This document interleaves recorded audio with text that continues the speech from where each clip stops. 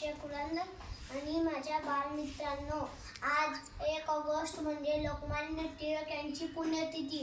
भारत देश इंग्रजांच्या गुलामगिरीत होता. पुणे आणि मुंबईत लेकची साथ पसरली होती. तिच्यावर उपाधीच्या नावाखाली लोकांवर खूप अत्याचार केले.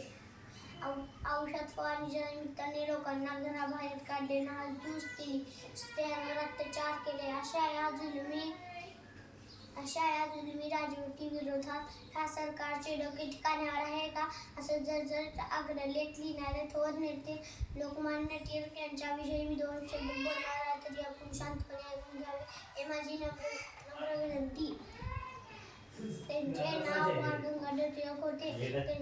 त्यांचे जन्म 23 जुलै 1856 रोजी रत्नागिरी जिल्ह्यातील चिखली गावी झाला होता.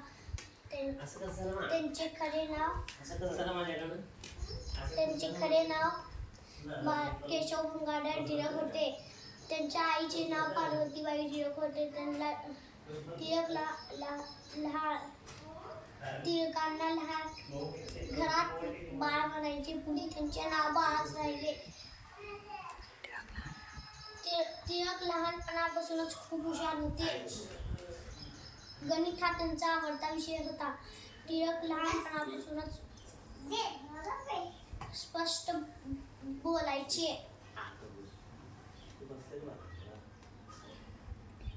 एकदा मुलांनी शेंगा खाऊन त्याचे टरफले तिथंच टाकून गेले. गुरुजींना वाटलं की हे टरफले टिळकांनी टाकले, म्हणून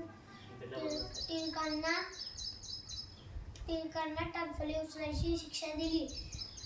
टिळक कुठले ऐकतात, मी शेंगा खाल्ल्या नाही, मी टरफले उचलणार नाही, असं नेहमी खरे बोलायचे. जय हिंद.